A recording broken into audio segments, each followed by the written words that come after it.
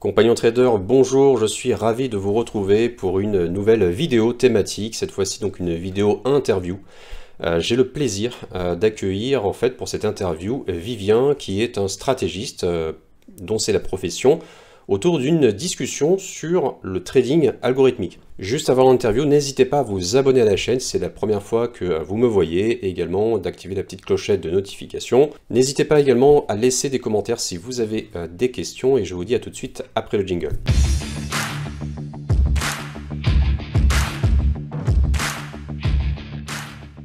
Bonjour Vivien.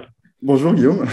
Alors, une excellente année, tous mes meilleurs voeux, puisque nous sommes en janvier, et donc, Merci, merci toi aussi. Bonne année à toi et à tous les gens qui nous regardent. J'espère que tous merci tes également. projets vont marcher. Quelques petits mots pour te présenter. Effectivement, nous, on se connaît depuis pas très longtemps. Enfin, on se connaît virtuellement. Moi, je te connais depuis plus longtemps, puisque tu es un des, on va dire, j'ai envie de dire un pilier, je pense que je ne me trompe pas trop, dans la Merci. communauté des développeurs de Pro Realtime. Quand j'ai vu ton commentaire sur une de mes vidéos, la fin 2021, pardon, j'ai reconnu ton nom et je me suis dit, tiens, je vais le contacter, ça va être intéressant de discuter un petit peu avec lui et on a eu quelques échanges ensemble. Alors, du coup, j'ai décidé de te présenter à ma communauté. Je pense que c'est intéressant, comme moi je m'intéresse beaucoup au trading algorithmique et je pense de plus en plus les personnes qui nous suivent, eh bien, j'avais envie de te poser quelques questions pour un peu défricher ce territoire à travers quelqu'un d'autre, pas qu'à travers mon parcours, mais à travers ton parcours également. Alors, j'aimerais te poser donc une petite série de questions. C'est Ouais. une vidéo qui va durer dans les 30-40 minutes. Est-ce que tu pourrais te présenter en quelques mots, s'il te plaît? Oui, effectivement, pour revenir sur ce que tu disais, moi aussi, je t'ai découvert il y a quelques temps. J'ai découvert tes vidéos il y a quelques temps. Donc voilà, je tiens à préciser que j'aime bien tes vidéos, j'aime bien ta pédagogie et j'en ai regardé pas mal. C'est vrai que je suis content de t'avoir connu, pas un peu par hasard finalement, par l'intérieur de YouTube. Donc pour me présenter, moi en fait, je suis ingénieur en système d'information de formation. Je viens du secteur de banque et finance. Mhm. Et si tu veux, aujourd'hui, je gère le site internet Hortificole, qui a pour vocation de publier des articles, des outils tout ce qui tourne autour du trading algorithmique, notamment avec D'accord. ProAltime. Donc voilà, j'ai publié une série d'articles, j'ai publié un livre aussi en vente sur mon site et puis sur Amazon, et d'autres choses dont on parlera un peu plus tard. Ouais, je te coupe juste, je mettrai de toute façon les références en Ouais, description de la vidéo. ouais. Super. Et du coup, en fait, donc tu as un parcours d'ingénieur. Quand est-ce que tu t'es intéressé réellement au trading algorithmique? Il y a quand même voilà, un monde entre le monde de l'ingénierie Oui, oui. et la finance et le trading algorithmique. J'ai commencé à m'y intéresser en 2016, en fait. OK. Si tu veux, à l'époque, moi, j'étais à Boulogne, à Paris, et puis je travaillais à Montreuil. Et j'avais à peu près 3 heures de transport par jour. Donc, Mhm. j'ai commencé à m'intéresser, à lire beaucoup de livres, en fait, pour passer le temps. Et en fait, si tu veux, je me suis intéressé plus spécifiquement, parce que c'était plus des livres d'investissement que je lisais, je me suis intéressé au trading, grâce aux vidéos de Cédric Froment. Je pense que tu connais, en fait, c'est quelqu'un qui est assez connu. Oui, oui, de Et nom. en fait, il parlait souvent de ces configurations techniques en hyper, climax fun, avec les tasses avec Hans. Et en fait, à force de regarder ces vidéos, je me suis dit que j'allais programmer le screener en fait, de la configuration dont il parlait. Et c'est là où j'ai commencé vraiment à programmer, on va dire, intensément. Et ça a duré 2 années, en fait. Pendant 2 ans, j'ai fait on va dire, du swing trading discrétionnaire, mais en m'appuyant avec des screeners que j'avais programmés. Alors, les Et screeners, juste une petite, voilà, pour expliquer aux personnes qui ne comprendraient pas ce qu'est un ouais. screener. Alors, un screener, c'est tout simplement, on va dire, un scanner de marché qui permet de Mm. détecter des signaux. Alors, évidemment, faut le programmer suivant sa ou ses stratégies pour renvoyer des signaux. Mais c'est ça, en fait, un screener, c'est un programme informatique qui va regarder sur tous les actifs qu'on souhaite quels sont les signaux éventuels. Mm. Et en fait, j'ai pas commencé par le plus simple parce que tu sais, d'habitude, quand on commence à programmer des screeners, on fait des screeners de tendance. Tu vois, tu mets une petite, je sais pas, moyenne mobile ou régression linéaire, et puis si c'est positif, ça te remonte les tendances haussières, etc. Ou avec Mhm. du RSI ou ce que tu veux. Moi, j'ai commencé à programmer des screeners chartistes. Donc, c'est vrai que c'était pas forcément évident. Et à l'époque, en fait, il n'y avait pas les arrêts, il n'y avait pas les tableaux sur ProAltime. Alors Donc, attends, une petite seconde, juste pour pas ouais. descendre trop dans la technique. Du Ouais. coup, quand tu dis chartiste, c'est-à-dire c'est des figures géométriques quand tu Oui, parles c'est de ça, c'est des figures visuelles, c'est des des configurations figures visuelles. visuelles chartistes. Ouais. Et donc ça, Donc, évidemment, c'est plus ouais. compliqué à faire que de. Ouais. Oui, parce que ça implique la reconnaissance visuelle des formes, en fait. Et oui. Donc, il faut utiliser D'accord. ce genre d'algorithme. Et en fait, oui, je ne vais pas trop rentrer dans la technique, mais si tu veux, il faut beaucoup de lignes de code, en fait, si tu veux, pour reconnaître une figure chartiste. À l'époque, il n'y avait pas les tableaux. Et d'ailleurs, les tableaux ne sont pas encore utilisables avec les screeners aujourd'hui, donc c'est un peu compliqué. Bah, du coup, mon tout premier projet, on va dire officiel, c'était d'avoir un logiciel en Java. J'ai développé un logiciel en Java qui génère le code qui va s'exécuter sur PrimeTime, en fait. Et si tu veux, moi, j'ai juste à entrer en fait la figure chartiste et j'appuie sur mon générateur et puis lui, il me sort tout le code en fait de Ah, c'est reconnaissance. fantastique ça. Ouais, Donc alors, si je le dis autrement, si j'ai bien compris, tu as créé en fait une brique dans ouais, un langage de programmation qui s'appelle Java, ouais, où en gros, tu t'exprimes à peu près comme tu veux. Et ouais, donc, ce programme-là va interpréter toutes tes instructions en Java, qui est un langage de programmation plus puissant, évidemment, ouais. que Mm, ProRealTime, mais c'est quelque chose, c'est un langage générique. Donc, mm, il va interpréter tout ce que tu lui as donné, toutes les instructions pour ProRealTime. ouais. Fantastique. OK. Et ça m'a été beaucoup utile parce que là, par exemple, j'ai programmé une série de screeners. Je dois avoir 6 figures, je crois, qu'il est capable de reconnaître. Donc, tout ce qui est double bottom, double top, tasse avec France, etc., épaule tête épaule. Et au total, il doit faire 2000 lignes de code, quoi, si j'additionne 2000 tout. lignes de Ouais. code. Donc, 2000 lignes de code. Je le souligne parce que c'est quand même, en général, sur PowerTime, on s'arrête à quelques centaines, tu vois. ouais. Ouais, chaque bloc D'accord. fait 300 lignes, mais au total, ça, OK. ça fait 2 lignes. Et j'avais eu ce projet de générer un logiciel complet. En fait, ça fait partie des projets que j'ai abandonnés parce que j'ai beaucoup de projets que j'ai commencé et puis abandonné.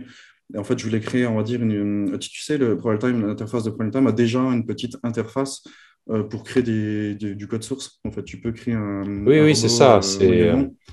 what you Et, see, what you get. Qu'en fait, en gros, c'est un enregistreur de. Il y avait ça dans Excel, il y a ça toujours, un Mhm. enregistreur de macro, en gros. Ça permet Ouais, de. mais là c'est beaucoup plus simple, hein, l'interface qu'ils proposent, c'est juste que tu mets deux, trois indicateurs et puis tu génères un code minimaliste ou avec une petite configuration. Et moi, si tu veux, j'avais proposé de refaire ça, mais vraiment en super puissant. C'est-à-dire où tu peux quasiment, je sais pas, dessiner une figure chartiste et puis l'algo, il va la reconnaître, ou tu fais tout à la main, mais tu fais un robot vraiment très, très complet. Et après, ou des screeners ou des indicateurs, ce que tu veux. D'accord. Bon, pour le moment, j'ai mis ça de côté parce que c'est quand même beaucoup de boulot. Moi, mon logiciel, il fonctionne en ligne de code, hein, il n'y a pas d'interface graphique, donc il faudrait refaire toute l'interface graphique, il faudrait redéfinir les use cases et tout. Je vais peut-être le publier en open source éventuellement. J'en ai parlé déjà avec ProRealTime, en fait, il m'a dit que ça pouvait les intéresser éventuellement. Mais Oui. bon, voilà, on ne peut pas tout faire en même temps. Je suis obligé d'arbitrer un petit peu quand même. Et oui, les priorités. Ouais, voilà, les priorités, donc on verra par la suite. Ok, bah écoute, non, c'est intéressant. Donc, depuis 2016, tu t'intéresses au trading algorithmique, et effectivement.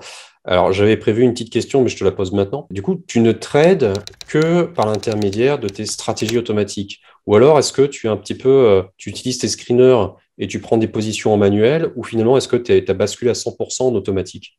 Bah, pendant très longtemps, en fait, ces dernières années, j'ai quasiment pas j'ai même pas du tout pris de position manuelle, en fait. Donc, je trade exclusivement en automatique.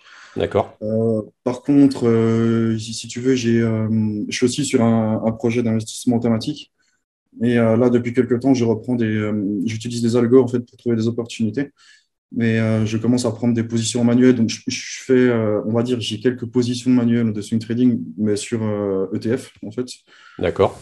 Ça, c'est sur plusieurs semaines, plusieurs mois, hein. Donc, et puis, c'est des petites sommes, tu vois, c'est quelques milliers d'euros. Enfin, je prends pas énormément de risques. Et bah, je commence la construction d'un portefeuille de long terme. Donc, si tu veux, là mon système d'investissement. Bon, je l'ai fait en Python et en ProRealTime. Pour le moment, il n'est pas complet. Donc, ça veut dire que ce n'est pas mon système qui gère toutes les positions, les entrées, les sorties. C'est juste en gros, je me suis créé un système de signal que j'utilise et je prends les positions en manuel en fait. Donc, je ne les prends pas forcément toutes. Après, c'est moi qui choisis, c'est moi qui décide. C'est ça, ouais. Donc, tu Et arbitres, il y a une voilà. sélection, une présélection qui t'est offerte par le programme, et puis tu viens Ouais. Mm. valider en fonction de ce que tu as besoin, de ton portefeuille, de son équilibre également, parce que Mm. c'est assez, effectivement un équilibre assez complexe à trouver. Ok, Bah, ouais, et puis c'est surtout que le problème, c'est que tu sais, si tu vas sur des grands sites, genre Zone Bourse, Boursorama, etc., je veux dire, tu es bombardé par de l'information, il y a des opportunités de partout, et c'est facile de se oui, perdre, en fait, quoi, et de faire à peu près n'importe quoi. Donc, moi, j'ai sélectionné une petite watchlist, en fait, de mes actions préférées, de mes ETF préférés. Je reste d'accord. enfermé là-dedans. J'ai mon système de signal, puis si mon système de signal me dit d'acheter, bon, bah, je vérifie si je suis d'accord, je prends, sinon je prends pas, tu vois. Alors, j'ai une question qui me vient. Est-ce que, par exemple, tu as un robot, mettons, tu as 3 robots qui se sont déclenchés, est-ce que tu vas surveiller l'exécution de leur trade et éventuellement manuellement intervenir, ou est-ce que tu fais confiance à 100% à tes systèmes? Non, pas à 100% parce que en fait, on peut pas tout programmer dans un système, que ce soit avec ProLtime ou en Python. Il y a trop de, comment dire, de configurations extrêmement spécifiques. Là, pas plus tard que hier, j'ai publié un petit post sur Twitter où j'ai dit que j'arrêtais tous mes robots parce que le DAX avait touché, s'est approché de ses plus hauts. Et moi, je connais mes robots en fait, et je sais que quand on est en haut de range, ils ont tendance à ouvrir en fait des positions, enfin à confondre en fait un début de tendance haussière avec la fin du range, si tu veux, Avec du une haut fin du de range. tendance haussière plutôt. Et Ouais, ouais.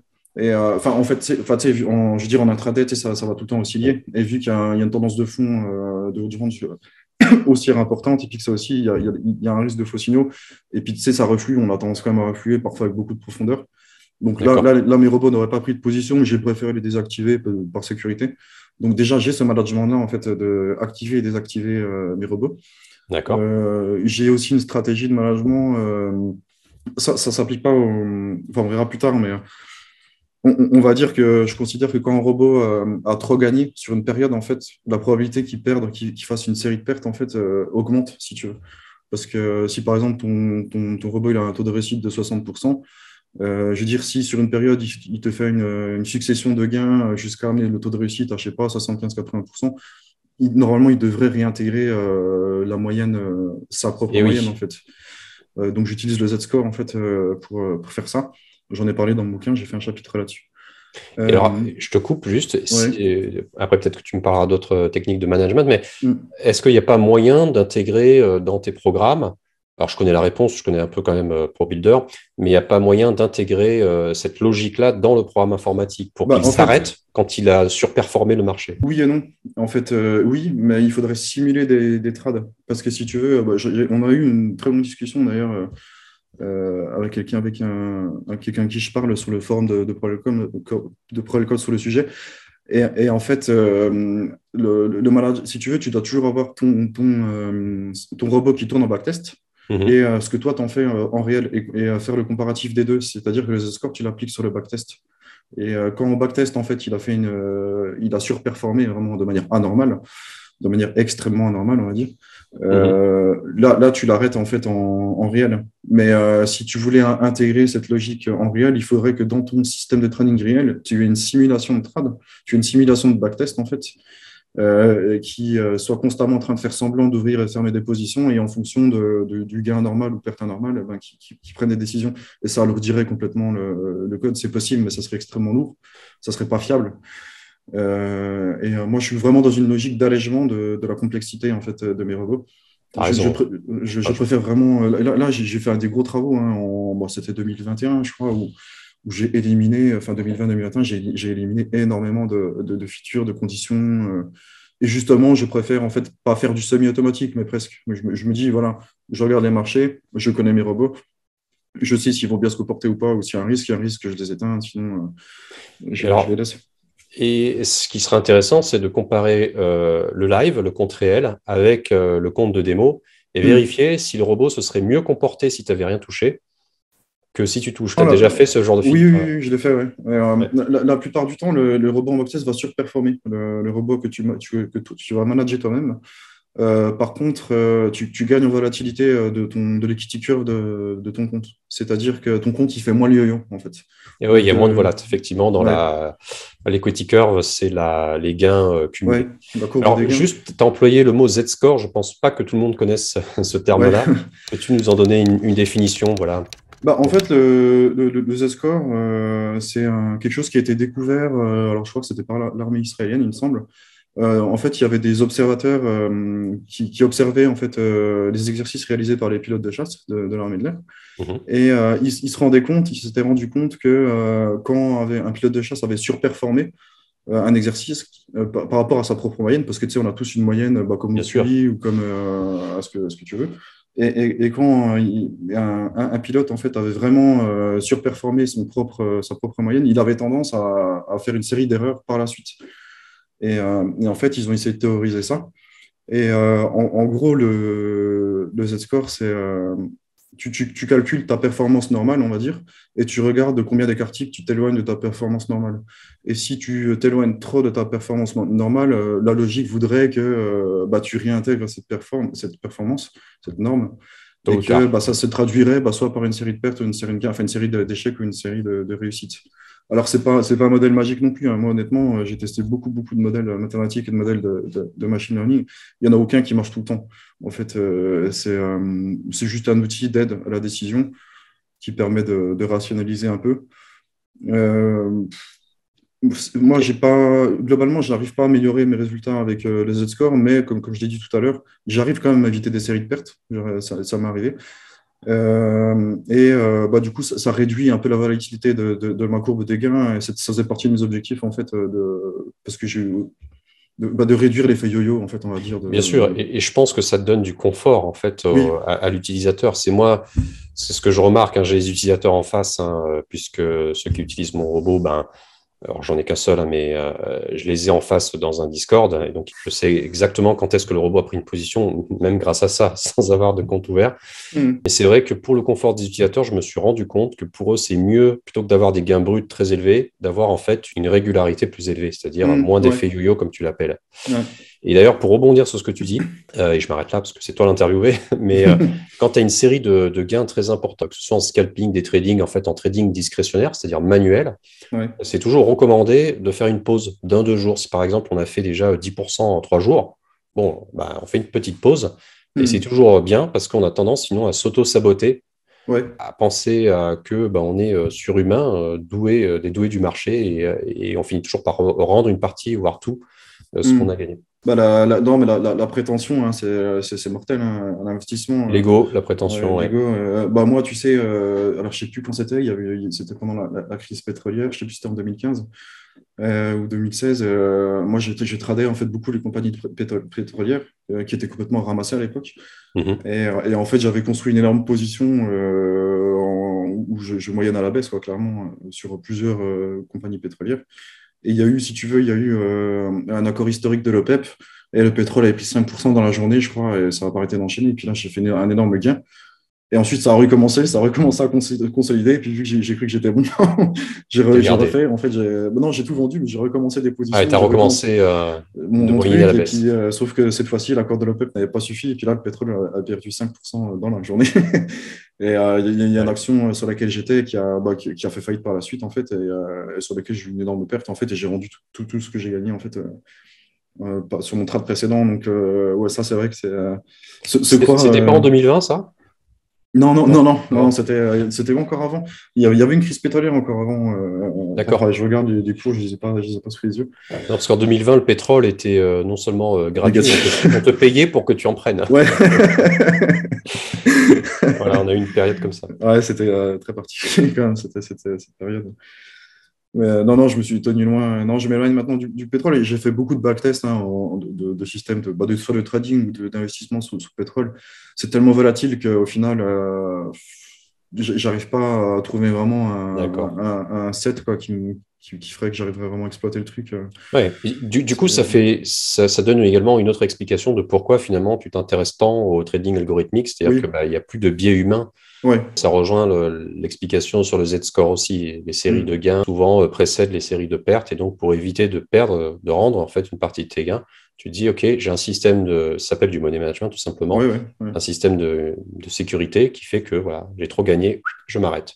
D'ailleurs, dans Mm. les salles de marché, je suppose que ça marche en partie comme ça. Après, moi, le biais psychologique, alors c'est vrai que j'ai jamais été super bon enfin, à l'époque où je faisais du trading en trading manuel, justement à cause des émotions, à cause de changer de plan. Je crois que ce qui m'a coûté le plus cher, c'est de ne pas avoir ouvert de position.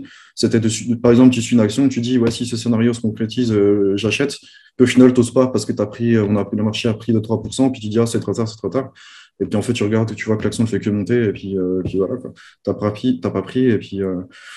Le fait de changer de plan, de changer d'avis, tu vois, ou de toujours tout remettre en cause, bah, c'est difficile à supporter psychologiquement et puis ça altère ton système de décision. Finalement, je me suis rendu compte que pour gagner en bourse, c'est assez facile, hein. Tu achètes des tendances haussières, tu évites les marchés trop baissiers, trop volatiles. Ouais. Tu acceptes que tu auras des pertes et des gains, c'est comme ça, on ne peut pas y échapper. C'est bête et méchant, quoi. Et en fait, faut désactiver ton cerveau, finalement, quoi, et acheter les tendances haussières, et puis c'est tout. Et oui, on a tendance à vouloir en fait, être suractif Hmm. quand il n'y a rien à faire. Il y a juste des Ouais, fois à s'asseoir sur ses mains, comme on ouais. dit, et attendre. Et la patience finit par payer. Alors, je Hmm. passe à la question suivante.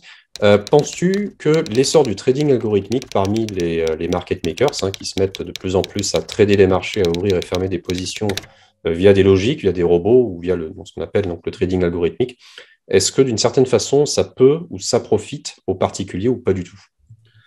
Quand tu parles des market makers, tu parles bien des contreparties, hein, en face des particuliers. Ouais, quand je parle des market makers, on va dire, je parle en général des grosses mains, ceux qui Ouais, fournissent la liquidité au marché. Donc les institutionnels, hein, globalement. Voilà. d'accord. Ouais, ouais. Euh, non, oui, je pense que le trading automatique pour eux ou algorithmique, bah déjà, ça leur permet de réduire les coûts parce que je pense enfin, moi qui ai bossé en société de service, dans l'informatique et tout, alors oui, c'est toujours difficile quand tu arrives à un poste de travail, il y a beaucoup de choses à comprendre et à apprendre, mais à un moment donné, je veux dire, c'est tout le temps la même chose, hein. Tu fais que exécuter des process, des fonctions et tout. Donc en fait, la plupart de ce que font les gens dans des bureaux, ça peut être automatisé finalement. D'ailleurs, on y arrive, hein. Donc pour moi, le fait de se mettre au trading algorithmique pour les gérants, les market makers et toute la clique, ça leur permet déjà de réduire considérablement les coûts en fait, de production, enfin les coûts opérationnels, on va dire. Donc c'est clairement un avantage pour eux. Ça évite aussi des énormes bêtises, hein, de traders qui pètent un câble et puis voilà, qui Eh cachent une oui, énorme perte ou ça ment pas, un robot, il ment pas, quoi. Tu sais, il gagne une perte, il fait ça devant toi, il va pas cacher ses pertes, il va pas essayer de se refaire, donc on élimine quand même un eh ouais. risque. On risque quand même un gros risque humain à ce niveau-là. Après, moi, ce que je dis, hein, c'est que les robots, quand tu fais du trading automatique ou algorithmique, tu remplaces un risque psychologique par un risque technique. Donc, c'est un gain, et, tu vois, il y a un côté positif et négatif, hein, c'est pas que du gain non plus. Moi, au début, quand j'ai commencé, j'ai fait des heures de programmation qui m'ont coûté cher, hein. J'ai fait des heures de programmation qui m'ont coûté 70-100 points parfois, parce que tu sais, je faisais des tests, alors je mettais une condition, je bloquais une condition en vrai pour tester l'autre condition, puis j'ai oublié que je l'avais fait, je mettais ça en prod, et puis mon robot, il se met à acheter plein de contrats et tout. Bon, voilà. Après aussi, l'avantage, c'est que c'est la rapidité, c'est que tu peux traiter de l'information presque instantanément avec un algorithme. Donc, je ne sais pas si tu as vu, mais dès qu'une news tombe, je veux dire, dans la seconde qui suit, c'est déjà fait, quoi. Je veux dire, toi, en tant que retail trader, tu as le temps de rien faire. Ou Oui, alors tu anticipes, mais à tes risques et périls. Donc, ouais, je pense que c'est quand même un énorme avantage. Bon, on nous donne souvent l'exemple, tu sais, du robot qui a provoqué un crack sur les ETF, parce qu'il avait vendu 5000 contrats, je crois, sur les contrats futurs ou sur les ETF au marché d'un coup.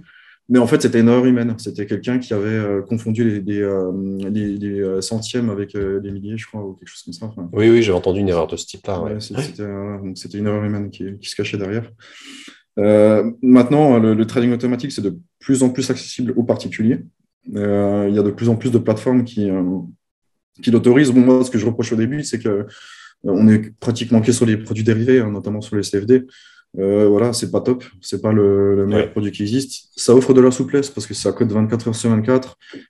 Tu peux voilà, acheter en pré-market ou il y a des avantages aussi. Bon, si tu prends des positions d'intraday, enfin, notamment chez IG, tu payes pas, ta position ne te coûte rien par un spread. Donc c'est vrai que c'est avantageux à ce niveau-là, mais c'est pas super parce que c'est pas réglementé. Parce que voilà, on a quand même des stops qui sautent à 0,1 point près, ça arrive quand même assez régulièrement. Mais ça va se démocratiser. D'ailleurs, bon, maintenant, je crois que c'est plus ou moins officiel, hein, mais le trading automatique va être possible chez Interactive Broker, normalement cette année. J'espère le plus tôt possible. Et donc, on pourra utiliser les robots ProRaytime ben, pour trader les contrats futurs, les ETF, les actions cash, enfin, le marché cash, en fait. Oui, Et directement sur le vrai ouais, marché, quoi, et pas voilà, sur ouais, ouais.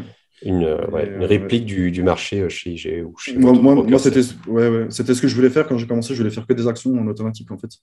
Et après, quand j'ai vu que c'était des CFD, tu sais, avec les spreads qu'il y a et tout, bon, c'est pas super.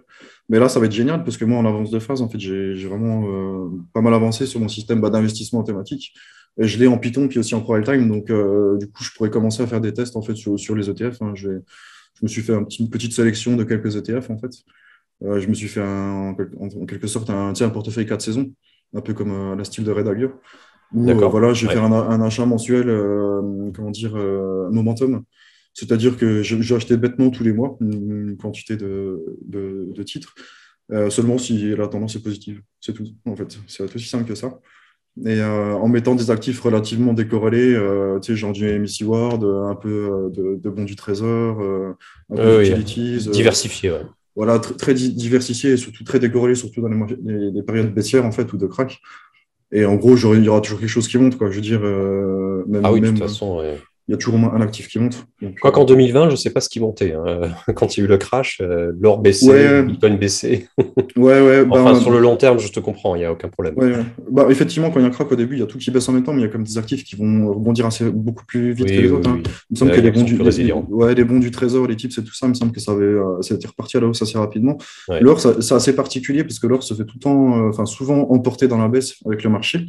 Mais si les marchés continuent de baisser, à un moment donné, ça se décorrèle et puis ça, l'or Et on voit que les ouais. investisseurs se retournent, ouais, vers C'est pour ça que ces valeurs refuges. ouais, j'en ai mis un peu, hein. Dans mon portefeuille 4 saisons, là, j'ai mis un peu d'or parce que je sais justement que si on amorce une grosse tendance baissière vraiment de long terme, l'or normalement devrait soit consolider, soit monter. Moi, l'or pour moi, Puis, c'est du taux zéro en fait. Donc c'est aussi mieux qu'un taux négatif. Voilà. exactement, exactement.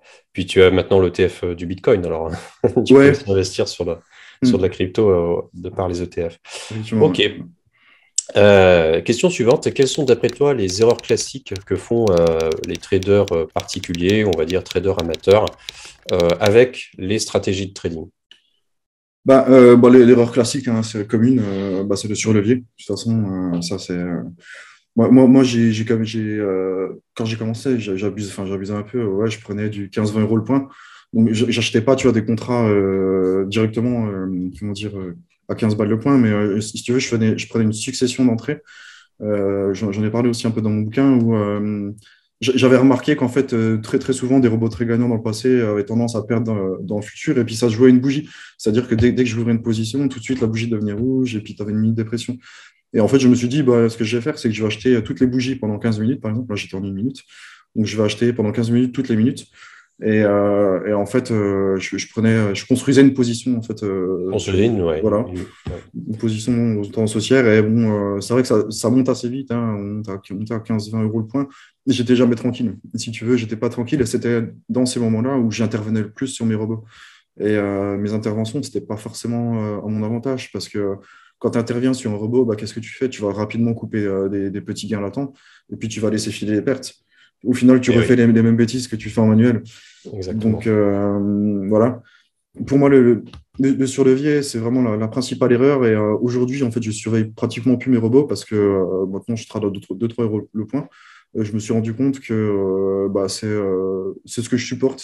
En fait, comment dire, mon benchmark, c'est mon robot me réveille le matin parce que je reçois un message, tu sais, comme quoi il a acheté une position et que je préfère continuer de dormir plutôt qu'aller regarder le marché. Ça veut dire que mon niveau de levier est celui qui me convient le mieux, tu vois.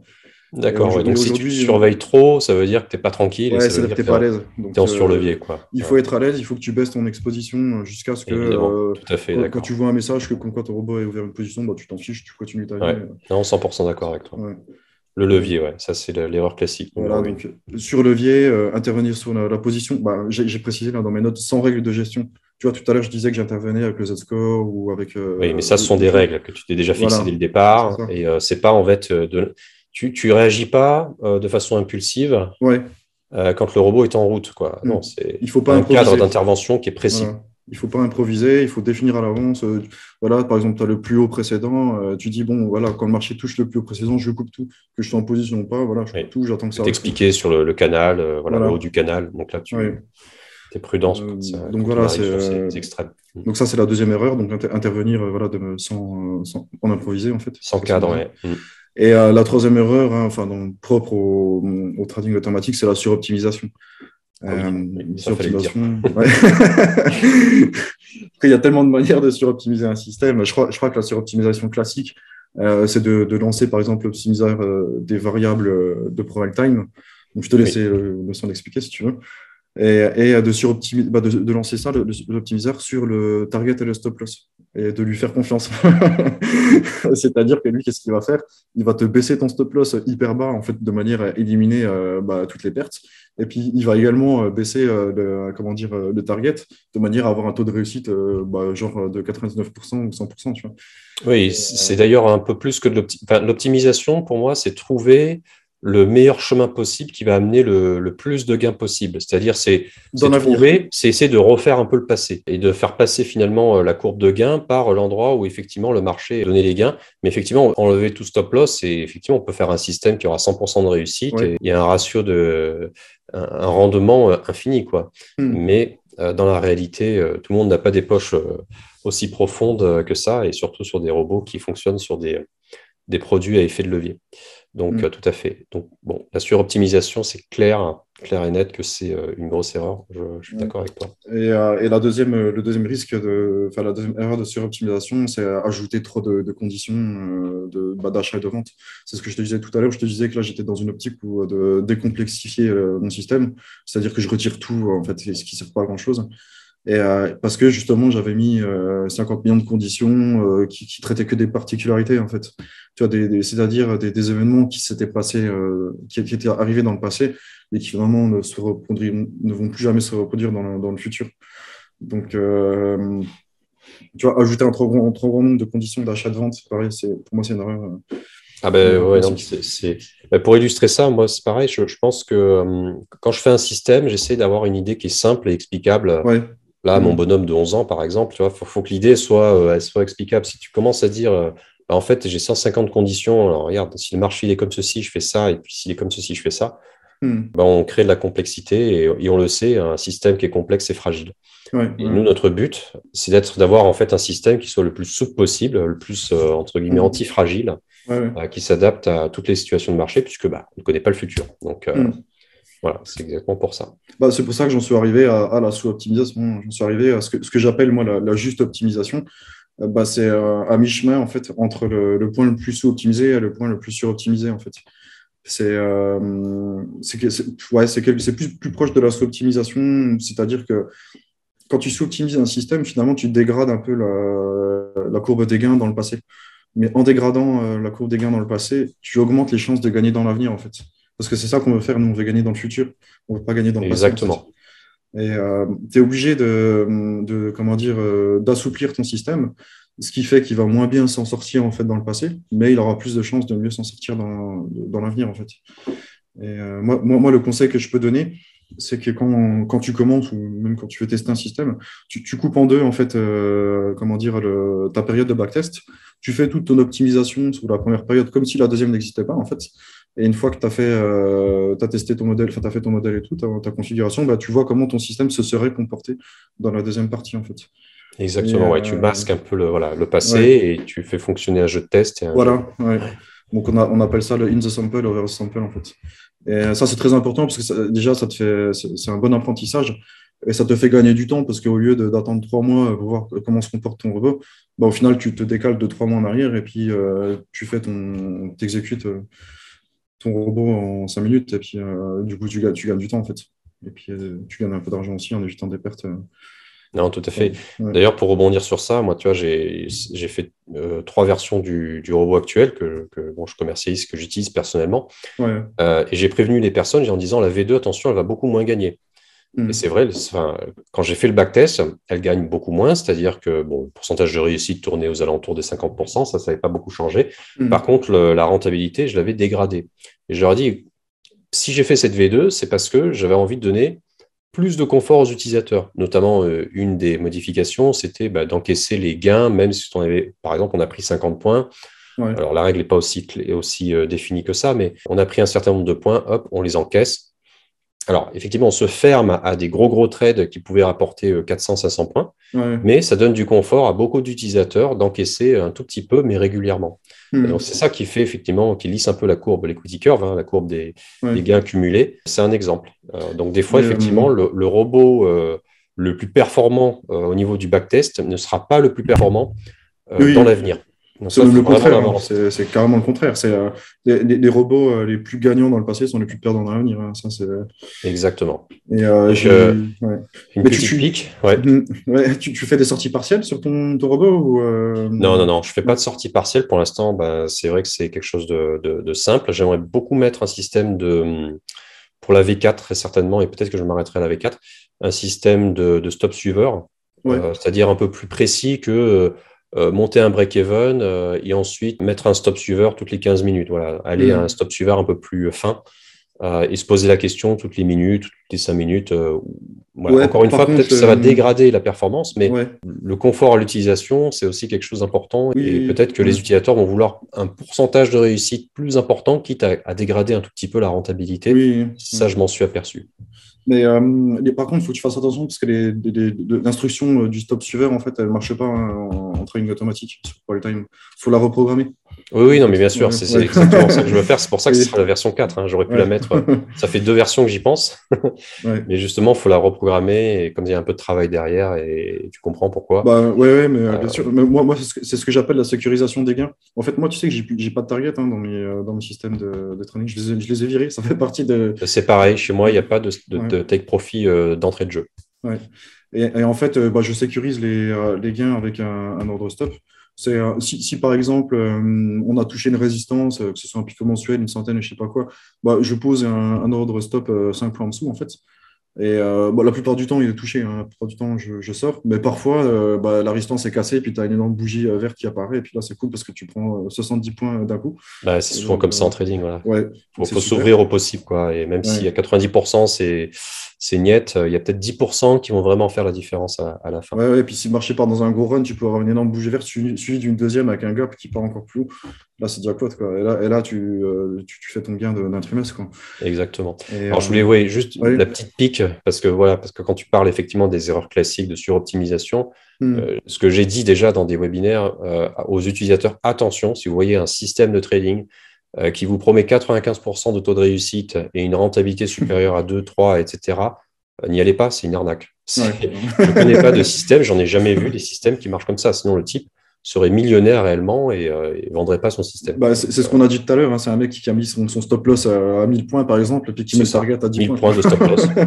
Je fais la même chose aussi. Ouais, mais tu sais que j'ai regardé hein, toutes les autres marketplaces, tu sais, notamment sur MT4, MT5, parce que tu sais, il y a quand même beaucoup plus grosse communauté.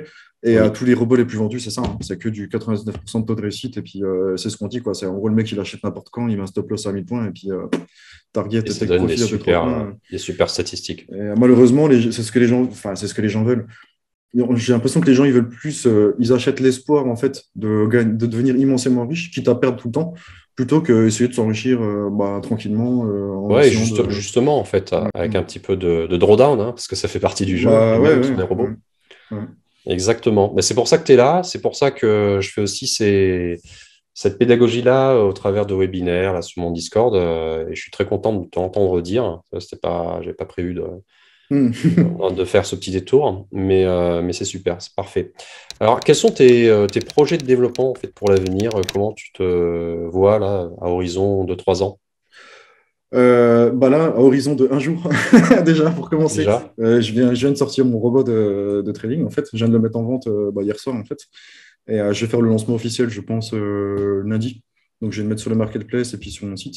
Sur mon site, ça va être une licence à vie. Et puis sur le marketplace de ProRealCode, ça va être une licence sans doute trimestrielle. Donc, ça fait longtemps que que je bosse dessus, donc je suis content. Ça fait déjà une chose en moins. Je vais, comme toi, tu l'as fait, je suis en train de créer une petite formation aussi sur la programmation de robot trading. Donc moi, c'est vraiment que sur la programmation, c'est de A à Z, en fait, sur, on va dire, trouver une stratégie, la programmer, l'optimiser et le suivi.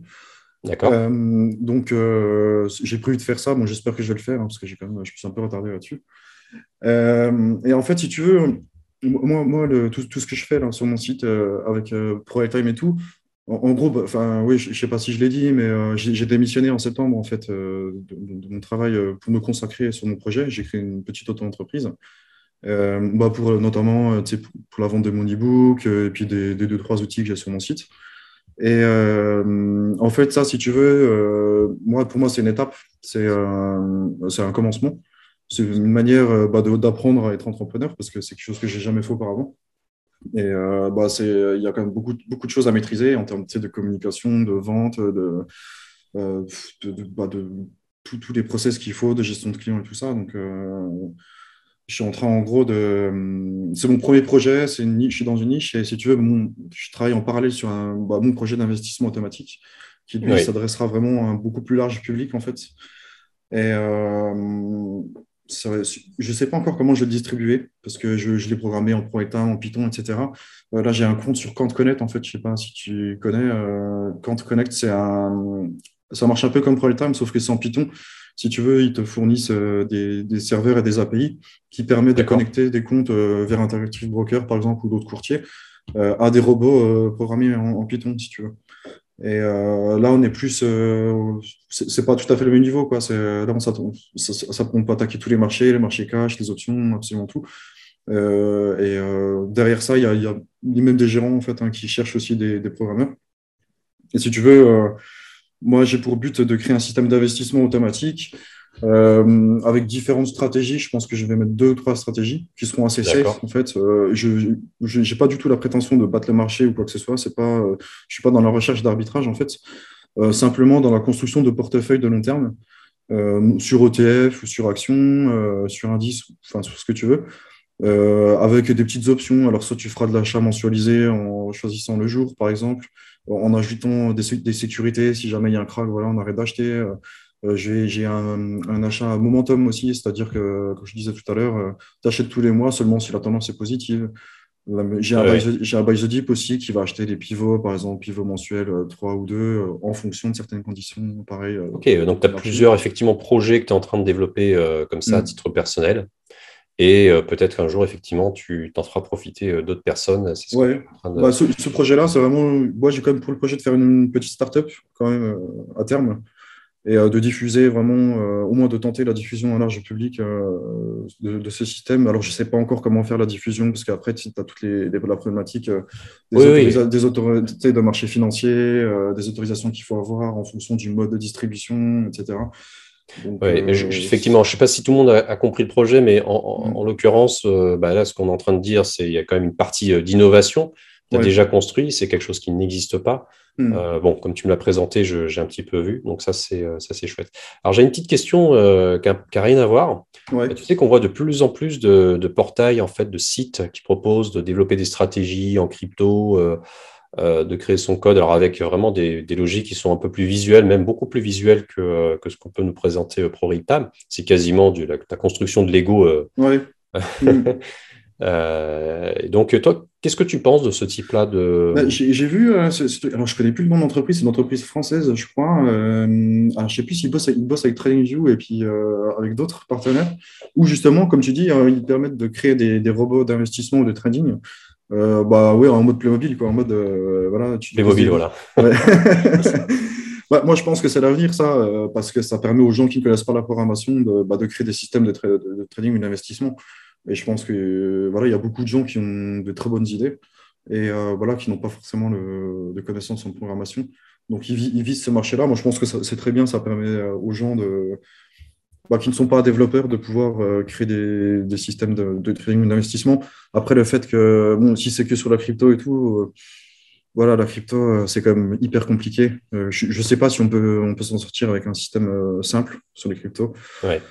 Tu vois, c'est quand même extrêmement volatile. Voilà, après coup, c'est sûr que quand les cryptos ont fait 10 000%, ouais, n'importe quelle stratégie aurait gagné, hein. Je veux dire, tu prends n'importe quel point d'entrée au pif, C'est ça, on prend t'aurais fait 2-3 ans d'intervalle, on ouais. achète et puis on est gagnant, quoi. C'est d'ailleurs Ouais. hyper difficile de faire comment dire, de savoir si tu gagnes parce que ta stratégie est efficiente ou parce que les marchés n'ont fait que monter.